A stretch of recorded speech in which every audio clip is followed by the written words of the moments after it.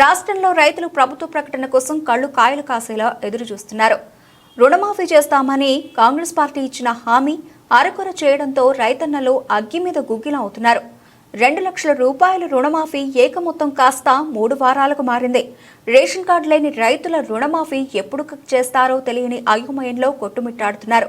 అయితే కాంగ్రెస్ సర్కార్ ముందు ముంచుకొస్తున్న పంచాయతీ ఎన్నికలను దృష్టిలో పెట్టుకుని 2 లక్షల పైచిలుకు ఉన్న రుణాల విషయంలో రైతు భరోసా తరహాలో వాయిదాల పద్ధతిలో రుణమాఫీ చేయాలని అంచనా వేస్తున్నట్లు సమాచారం. 2 లక్షల పైచిలుకు ఎంత ఉన్నా 10,000 చొప్పున టార్గెట్ పెట్టి నగదు చెల్లిస్తే ప్రభుత్వానికి కొంత వెసులుబాటు ఉంటుందని ఆలోచన చేస్తున్నారు. రుణమాఫీ పథకం రన్నింగ్ లో ఉన్నట్లుగా రైతులు భావిస్తారని ప్రభుత్వ పెద్దలు అంచనా వేస్తున్నారు. రైతు రుణమాఫీ వాయిదాల పద్ధతిపై journalist TV CEO Mareddy Nagender Reddy విశ్లేషణ. రాష్ట్రంలో కాంగ్రెస్ ప్రభుత్వం కొలుదీరి ఏడాది అవుతున్న ఇంతవరకు రైతు రుణమాఫీ విషయంలో పూర్తి స్థాయిలో మాఫీ కాకపోవడంతో రైతులలో ఒక ఆందోళన మాత్రం కొనసాగుతుంది. ఎందుకంటే ఎన్నికల సమయంలో ఇచ్చిన రుణమాఫీ 2 లక్షల రూపాయలు ఏకమొత్తం అనేది మాట మార్చేశారు, మాట దాటేశారు.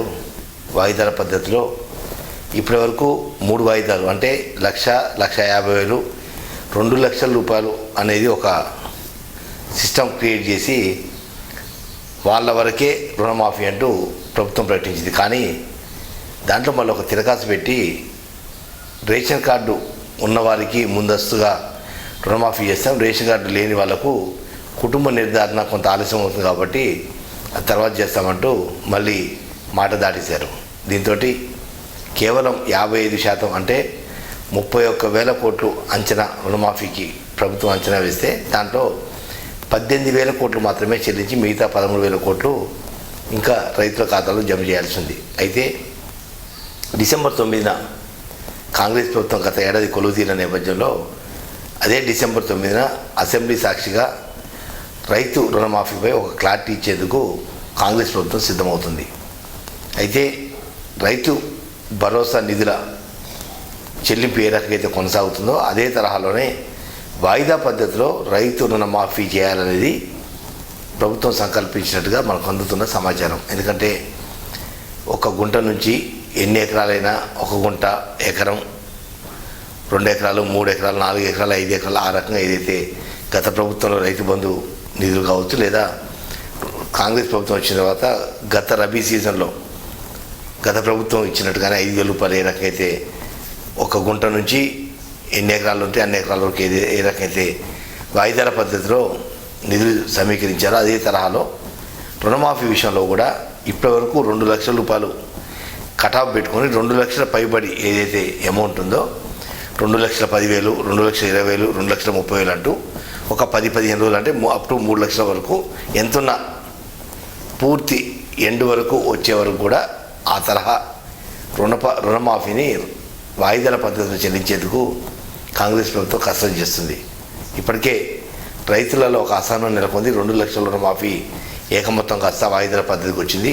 ఆ తర్వాత రేషన్ కార్డు లేని రైతులంటూ విభజించారు.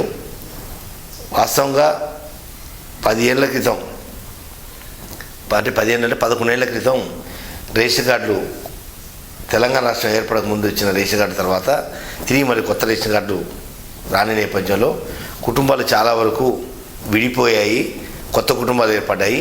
అయినా కూడా కుటుంబం 4 కుటుంబాలున్నా ఒక రుణమాఫీ వర్తించింది, ఒక కుటుంబం ఉన్న అదే రుణమాఫీ వర్తించింది. దీంతో రైతుల కుటుంబాలలో కొంత గందరగోళం నెలకొంది. ఎందుకంటే ఒక 2 కొడుకులు తండ్రితో వేరుపడ్డప్పుడు ఒకే రేషన్ కార్డు ఉంది కానీ 3 రుణాలు ఉన్నాయి.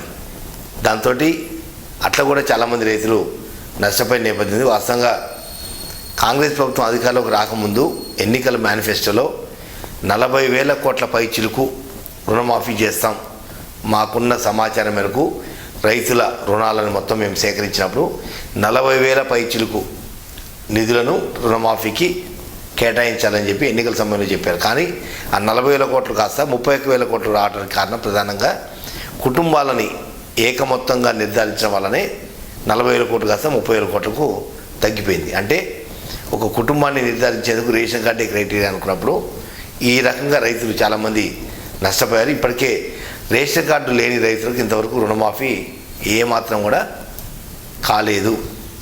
1,00,000 ఉన్నా, 70,000 ఉన్నా, 2 లక్షలు ఉన్నా, 1,00,000 ఉన్నా, 2 లక్షల పైబడి ఉన్నా, ఎంత ఉన్నా కూడా ఇంతవరకు రుణమాఫీకి నోచుకోలేదు. దీంతో రైతులు చాలామంది రుణమాఫీ ఎప్పుడు అవుతుందని ఒక ఆలోచన, ఆందోళన వాళ్ళలో నెలకొంది.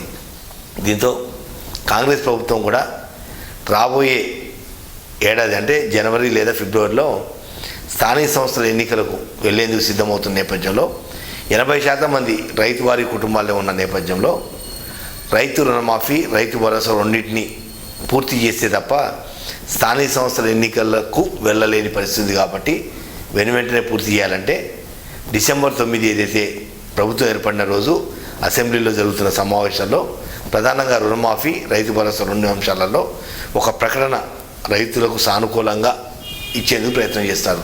దానిలో భాగంగానే రుణమాఫీ విషయంలో ఒక 10,000 అంటే వాయిదాల పద్ధతిలో 2 లక్షలు ఉన్న వాళ్ళకు కట్ ఆఫ్ 2/10 నెక్స్ట్ డే 2,20,000 అలా ఒక నెల రోజుల పాటు 3 లక్షలు 3.5 లక్షలు ఏదైతుందో వాళ్ళందరికీ కూడా రుణమాఫీ వర్తించేందుకు ప్రభుత్వం కసరత్తు చేస్తుంది.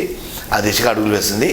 డిసెంబర్ 9 వరకు రైతు రుణమాఫీ విషయంలో ప్రభుత్వం ఇచ్చే క్లారిటీ కోసం రైతన్నలు ఎదురు చూస్తున్నారు.